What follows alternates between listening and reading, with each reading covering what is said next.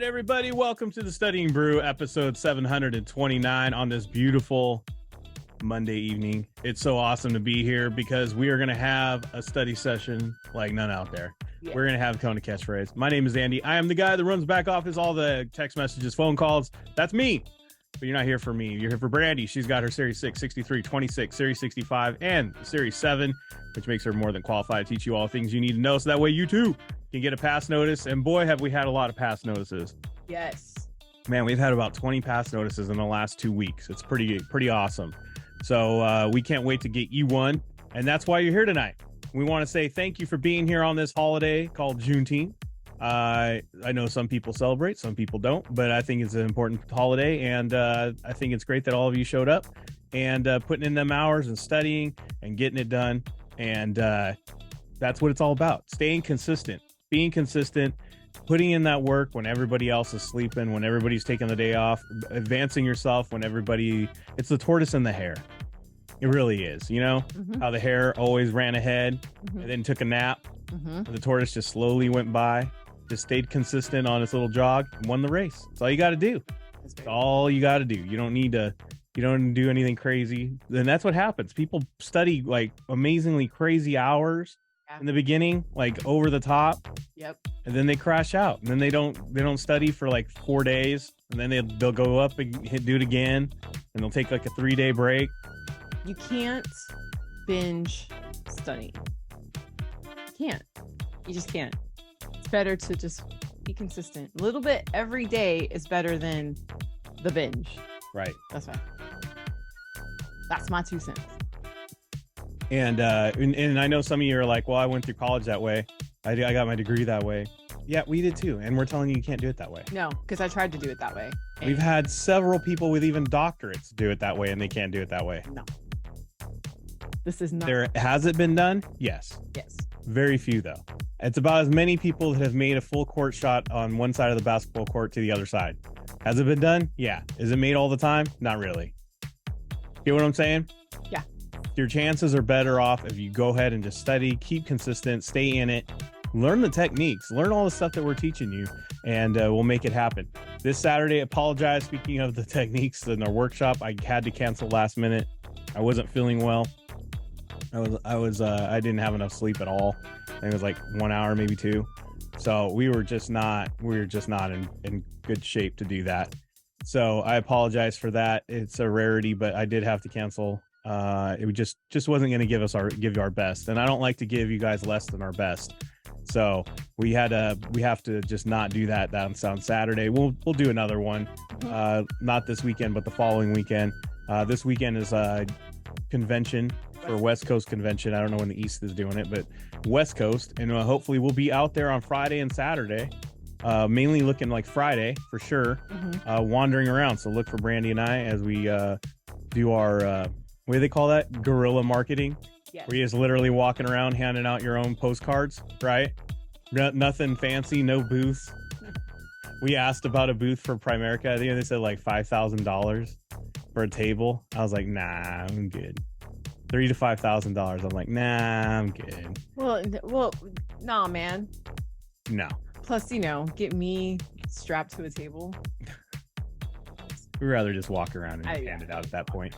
With, like I said, guerrilla marketing. I think that's what it's called, where you just walk around and hand stuff out. Yeah. Just doing it old school, DIY. That's right. Baby. That's how I kind of grew up, so I don't mind. KonaButterflyz is all DIY. Learn watching YouTube videos, putting something together, and just making it happen. Have no clue, not anything in our background. It points to this thing that we do now. Just making it happen. It's all I need. Just do it. Figuring out a way to get it to you guys and just learning on the way. Yep. That's us. 1000%. So we hope to see all of you there. So let's get to this study session tonight. If you want to get into all of our member stuff and you want to get joined up, now's the time. Why not right now? Right now. Yeah, you're halfway through the year. You got plenty of time. Get all those licenses in place before the end of the year. Finish out 2023 the way you want. Not starting 2024 the same way you started 2023. Guys, that is the key to success, honestly. I agree. Every year, making sure that you level up in some way and progress. I think so. I think you have a winning combination when you can progress every year. Progression into, your goals and everything every year, even if it's a little bit, is progress. If you are staying stagnant and you're doing the same thing over or digressing, that ain't a good look. That ain't good. That's where, you start getting depressed. That's where all those things start settling in. That mindset goes bad. But if you find the progression in your life and just move forward, move the ball 1 inch even, it's better than not moving at all. So I'm telling you, you can move a lot more than that. I agree. So let's get it done. Let's move that ball forward. Let's go. Let's do it. So if you want to join in, all that stuff, online, on-demand courses, we have our live sessions. We got study guides. We got an orientation replay that explains everything. We got the Kona community, and you can join that on the Discord. Join us on the Discord. It's a 24/7 study hall. Get questions, ask questions. You've seen it on Wednesdays. If you want to join any of this stuff, hit the QR code or scan the QR code, hit the link in the chat, get on my link tree. All those links are in there so you can join it, get that information. Please watch that orientation replay. It really does go over everything. Our Telegram is free. It's kind of like a bulletin board, I guess. Yeah. You can reach me over there, or you can just simply call or text 866-KONA and I'll help you out. Brandy is on the Discord. We have live session reminder happening tomorrow, SIE and the Series 6. SIE is always the one that everybody wants to go to. That's the one that the most popular, right? So what are we doing in there tomorrow? SIE, things not seen in quizzes. What does that mean? It means you guys are all in Q banks, right? You guys are all doing your quiz and whatnot. And you're like, okay, everything in the Q banks should be on the exam. Wrong. It's not. No. So we're going to go over topics that are not usually in the Q banks, but are on the exam. Yes. And how do we know it's on the exam? Because FINRA told us so. It's on the FINRA site. We go over that outline backwards and forwards. And if you don't know that we don't follow Kaplan, we don't follow anybody. We go by what FINRA tests you guys on, or NASA. And FINRA says these things are on the exam. We give that information and our students are going like, you know what? I saw that on the exam. That's right. Because why? I saw that topic on the exam and it was not in my Q bank. So that's the topics we are going over tomorrow. So you don't want to miss. Series 26 is going to be prospectuses. We're going to go over the prospectuses tomorrow in the 26. All this fun starts at 7 a.m. in Hawaii, 10 a.m. Pacific, 11 a.m. Mountain, 12 p.m. Central, 1 p.m. East for the SIE. Series 26 is at 9 a.m. in Hawaii, 12 p.m. Pacific, 1 p.m. Mountain, 2 p.m. Central, 3 p.m. in the East. Members have access to all live sessions, so just join in. Prospectuses, that just goes great with the Series 6. I know that for a fact. Yes, actually. And so if you're studying the Series 6, why not? Why not? Why not? Be there or be square. Okay, you heard it. What do we got next? Is that it? We going right into it? All right, it's time to play a KonaCatchphrase, teaching those test-taking techniques the way we like to with the little game that we play. That's right, it's a game that's sweeping the nation, at least in every study household across the United States. Shout out to everybody that joins us all across the United States. I know I say it like you think it's funny, but dang, guys, we're nationwide. I think we got studiers in Alaska, Hawaii, we're all the way New York, Florida, all over the Midwest. So yes, thank you all for being here. Oregon, there's a meadow and a forest up there in Oregon. I know they study with us all the time. I want to say shout out to them. Yeah, it's great that we have all you guys here. So let's play this game. You can also use this as a drill at home. So what we're going to do is we are going to go ahead and we're going to put some answers and questions up on the screen. And it's simple. I'm going to read them.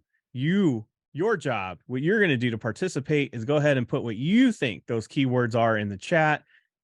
Type out those keywords, those phrases, those patterns, all those things you've seen probably on our technique things that we do on those workshops, or in those little shorts that Brandy does on the Reels and the YouTubes, which she hasn't done in a while, TikToks. If you've seen any of that stuff, yeah, you know what we're talking about. You put those kinds of patterns, all those little things in there, and you just see how you line up. Put those things in the chat. See how you line up with finding that stuff yourself, because I think that is a true test to see if you're getting this and mastering these techniques. So tonight we're going to try to master and drill these techniques this way through the game, and we're going to read the question. You're going to do the exact same thing, and then we're just going to play this thing out and see how we line up and see if you learn, right? Yeah. Don't focus on what exam these questions came from. Look at the procedure in which Brandy's doing this. How is she doing this? What's the method to the madness? That's what you need to pay attention to. What is she writing down? All that great stuff, and start implementing it in your quizzes. Let's go. Let's do it. D, competitive commitment. C, firm commitment. B, best efforts. A, reasonable efforts. That's pretty funny there. Competitive commitment. Yeah, what the heck is that? Ooh, that's a hint. I'm committed, but I'm going to compete with you on it. Yeah, what is that? I don't know. I don't know. So what stands out? I don't know. Nobody's saying anything. I think they're all just dumbfounded. Yeah, there we go. Never heard of Best. that. Best efforts, best you can. I like that. Best you D, can question do. mark. Yes, best and firm. Huh? Like a firm handshake? Firm commitment, best efforts. Like Firmly. I'm firmly committed. That's like I put a ring on it, like Beyonce said. Ooh. Right. And then best efforts, like we still just kind of just, Yeah. we see people. Now, can I say this? I try not to see somebody while I'm with you. How about that? That's my best effort. Hey, I'm just saying that's the best. Hey, I don't hate the player, man. Yeah, I'm with you. You never know what they signed up I'm for. with you. I don't judge. But we never hear, even though reasonable is a great test word, kind of never really hear about reasonable effort. I think reasonable effort is like you're in a relationship, you decide not to see anybody, you're reasonable. I'm being reasonable. I'm with you. Yeah, I'll do that. Right? I'm here, you're here, nobody else is here. Let's go. Ooh, these are opposites. That is an opposite if I believe. Best effort, firm, right? Yeah. Perfect. I like that. Reasonable is a try. A corporation has shares that are thinly traded and wants to raise money through an offering of securities. The lead underwriter on the offering is considered about the risk of unsold shares. Which of the following types of offerings offers the underwriter the least risk? What in the question is the key? Yeah, what key things? Risk of unsold shares. Mm-hmm. Risks of unsold. Dude, nothing's worse than that, right? The risk of having a shelf full of stuff that nobody wants. There we go. I was looking for that. Thinly traded. Least. Actually, I'm going to say thinly traded, not necessarily. That is a hint. I will say this. The thinly traded does leave like a little bit of a hint there. But the main thing is, and you guys hit on it, is this. You guys hit on that. I saw what types of offerings offer the underwriter the least risk? So then what is your least risk? If you are the one that's underwriting, which one gives you the least risk? That's right. Some people said B, some people said C. Well, I feel like if I tell you that I'm going to give you my best effort, that means I have no risk. Yeah, I'm going to give it my best. Not in the firm, huh? No, because the firm means that you're putting all the risk on the firm, because the firm is like, I'm firmly committing to selling all of your shares.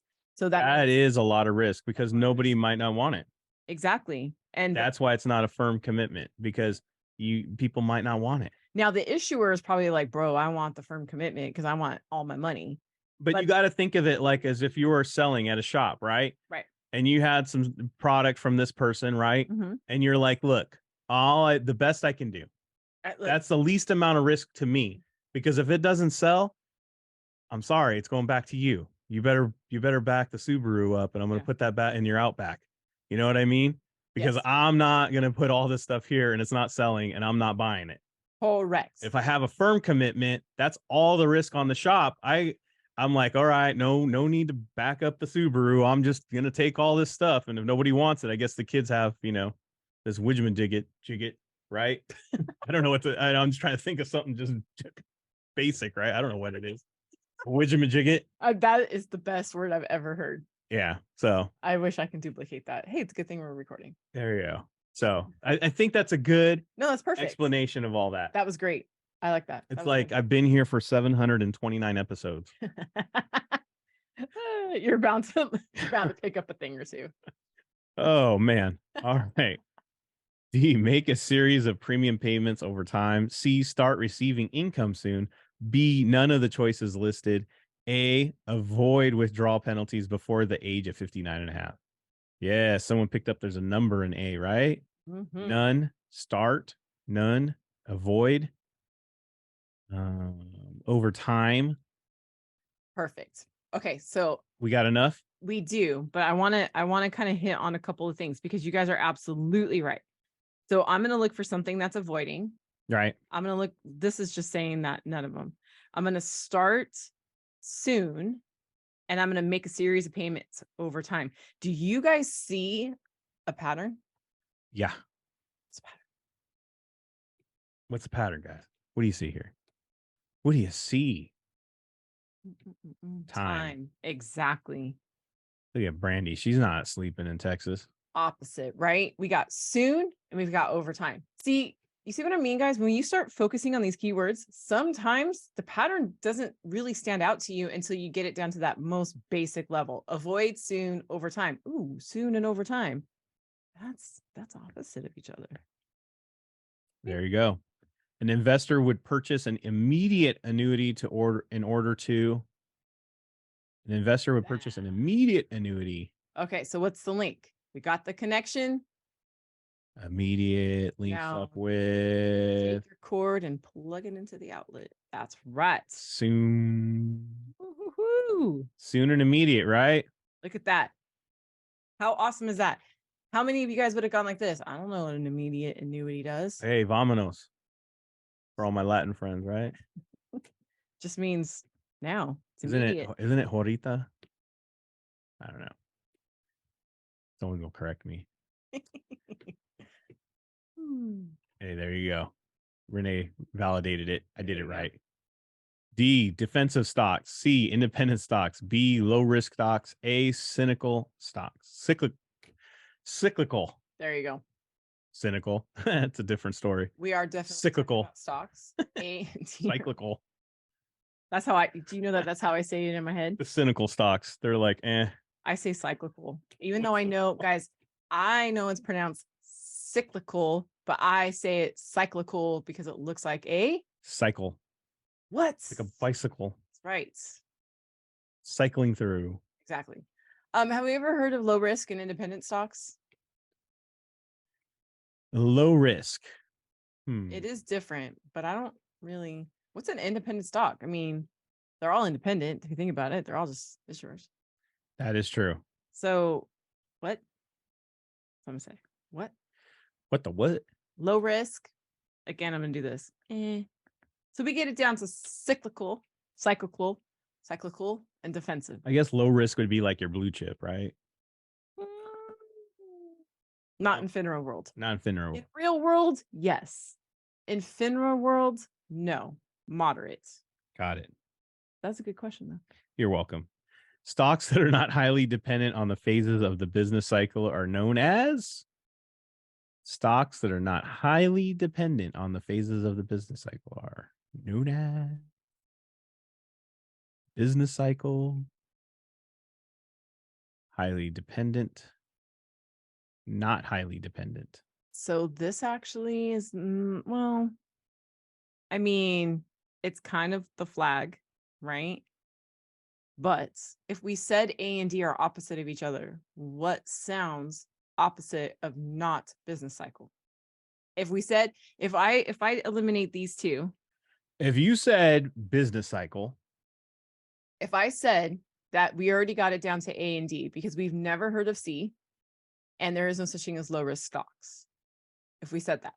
So basically I eliminated B and D. I mean, B. But if you said business cycle. Right. I probably would have just plugged it in like the last one to cyclical. Okay, but then don't forget this word right here. But then I saw the not. So then the answer and I need it to not be a bicycle. Correct. So which one's not a bicycle? The one that's not cyclical. I don't even know what that means, but I know it's not a bicycle. Not cycle means not that one. Does that make sense, guys?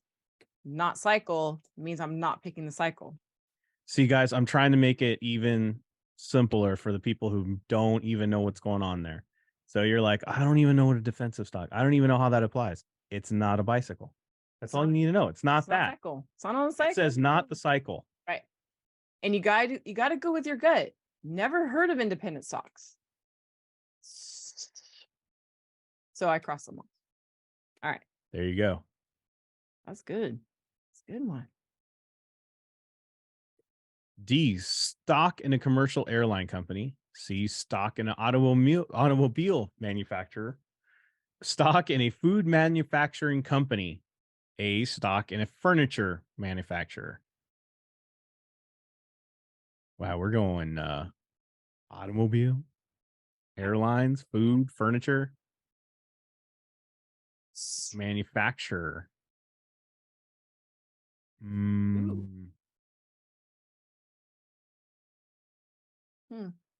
There we go. Furniture, food, automobile. Oops, not commercial. Commercial airline. Do you know what I see? But I mean, I would have said D was different because it's the only one that's not having to do with manufacturing of anything. It's just a company. You're just putting stocks in the company. It doesn't say it's a company that makes the airplane. But that's me. And if you look in the chat, you got food is odd. Yes, food is odd. Food is the only consumable. There you go. We call these not, I think I spelled that wrong. We call these non-durable goods. I still would have made a note on D that not a manufacturing company. Really? I didn't even notice that. I read the words. I know when I 729 episodes, I know. Randy. When I pulled the question, I said furniture, food, automobile, commercial airline. 729 episodes. We also know that these are non-durable. Do you know why these are non-durable? Because they spoil. Because they spoil. Yeah, some of you guys got that tinfoil food left in the back of your fridge and know all about that, don't you? I love it. Okay. You don't remember when it got there? You sure as heck don't want to open it, do you? That's when I just forego the Tupperware. Just buy Tupperware. You're out. Dude, I'm not even opening that. Which of the following investment types would be most likely to provide stable earnings and dividends during the various phases of the business cycle? Look at that. Someone said food manufacturing is cyclical. So I have stable. Where is it? There's stable earnings, stable earnings, dividends. Yep. During. Yes. Okay. Various. Yep. Okay. Stable earnings during the various. I mean, am I crazy? But doesn't everybody always have to eat? Like if we're poor, we still gotta eat. We doing good, we still gotta eat. Yes. Doesn't matter what the cycle is. Big dogs gotta eat. Good or bad, we have to eat. Exactly. Good or bad, we have to eat. Furniture we buy when we've got extra money. New cars we buy when we got extra money. Commercial airline company, that's us flying. So guys, we don't usually invest in the airline itself. We invest in like what are it? JetBlue, not Star Wars. Oh my God. Southwest. Star Wars and Southwest can't go together. No. Spirit. Yeah. So we fly when we have extra money. Man. So food. The answer is food, guys. All right. Star Wars. I love it. Yeah, it's common sense, right? Doesn't matter what business cycle is, food. We can't live without it. So we've got that stable during the various phases of the business cycle. Boom. Just like that. Might be broke, but I still got a 6-pack of beer. That's actually true. And a taco. That's right. D, they that he foreclosed on his home 5 years ago. C, that a customer complaint was made against him in the previous job as an investment advisor representative. B, that he was laid off from his previous job as a result of downsizing at his firm. A, that he was convicted of a securities misdemeanor 9 years ago. Convicted. Oh, yeah, that's a big word, right? 9 years. That's another one. Foreclosed, complaint, convicted, laid off, misdemeanor. Did we say foreclosed? Sure. Rosa saying you for? Okay, cool. Now, I would also put in there, what do they call disqualification? Statutory disqualification. Yeah. Maybe. B is out of someone's control. Ooh. Yeah. That was my fault. Out of their. It's not my fault that this company made a firm commitment On the And we're all stuck with these witchamajiggets. And then we got to get laid off because no one was buying witchamajiggets. Exactly. So can we argue that B is maybe different? I mean, they're all not good, but B is probably the least offensive. So it's out of your hands. Yeah, it's least offensive. Yes. Right. Okay, check it out. Jeff is a registered representative applicant hoping to work with Broker X. Which of the following facts would not need to be reported on his Form U4? Would not need to be reported.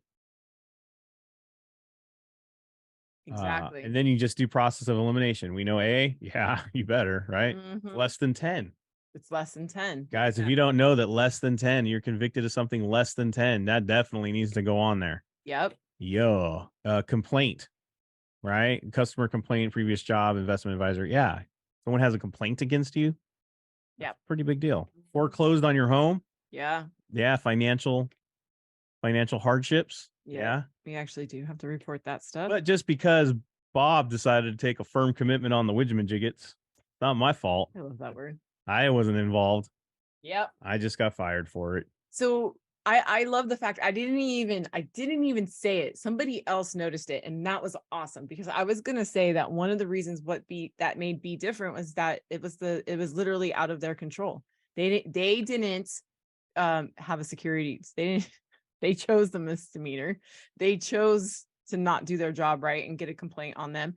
And okay, foreclosure might have been out of their control, but being laid off because of downsizing is definitely not. And the other thing about it says previous job. It doesn't even say it's in the financial industry. Ooh, didn't even know. It's just a job. Could be, yeah, like I said, I know. Working at the witchamajiggets. Yes, exactly. That had no securities related.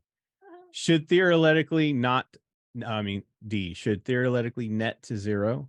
C, is not related to imports and exports. B, increases as trade surplus increases.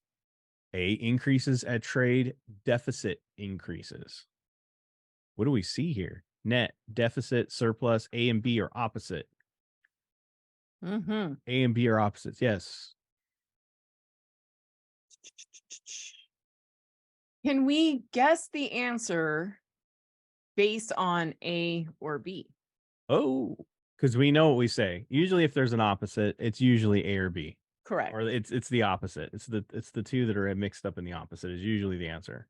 Correct. So based on that, we can just say C and D. Okay, let's eliminate those just based on that. Right. So now we're left with A and B. Right. Mm-hmm.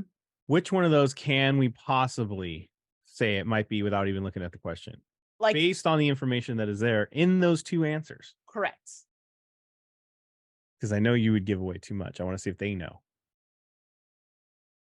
B. I literally had it split down the middle of the people who answered that. Like literally 2 and 2. I know one son goes AA, BB. Ooh, okay, I'm seeing hitting with a lot of B's. Should I circle it? Increases as trade surplus increases. Surplus is an increase. Ooh, see, got it. Boom, boom. Right? Those two words go together. Surplus increase, surplus increase. If I have a deficit, isn't that decrease? Right. It's rare that you have an increase when you're having a decrease or a deficit. When your debts are going up, usually you're not increasing anything. Usually. Correct. But let's go confirm in the question. The balance of trade increases as trade surplus increases. If you guys didn't know that, I would write that exactly down. Yeah. I would make sure to have a note of that and never forget it. That's right. Because you never want to miss that. Nope. We got one more, I believe. I believe. Oops. You can't sing R. Kelly. I know. That was cannot sing R. Kelly. I hate that he's saying that song. Nope. Can't do it. I hate that he's saying that song. Nope. Ugh, I love that song. Makes me cry. Nope. Now you have to hate it. And I haven't heard that song in years because of. I know. It's so difficult. Stupid. All right, let's go. That's it. We're done. I know. That was it. That was all 6. We did it. We did it. We did it. We finished. We made it to the end. Put your tables in the upright position. Wait for the captain to put the seatbelt release thing on, and I don't know. Anyways, we've landed. We made it through another Monday. We're so glad that you all made it. And we'll be back tomorrow for those live sessions. We'll be back for Test Taking Techniques Tuesday. Yes. Where we'll do more of the work and you guys can sit back a little bit and get some more notes in.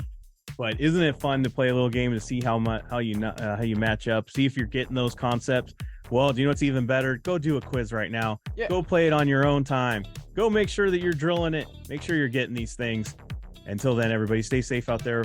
Wash your hands. Don't touch your face. Don't touch your friend's face. That's all I know. Keep that positive mental attitude. PMA, everybody. Have a great night. Guys, thank you so much for being on. We super appreciate you. Don't forget to practice the Kona catchphrase in your next quiz, and we will see you guys tomorrow. Have a great one. Good night.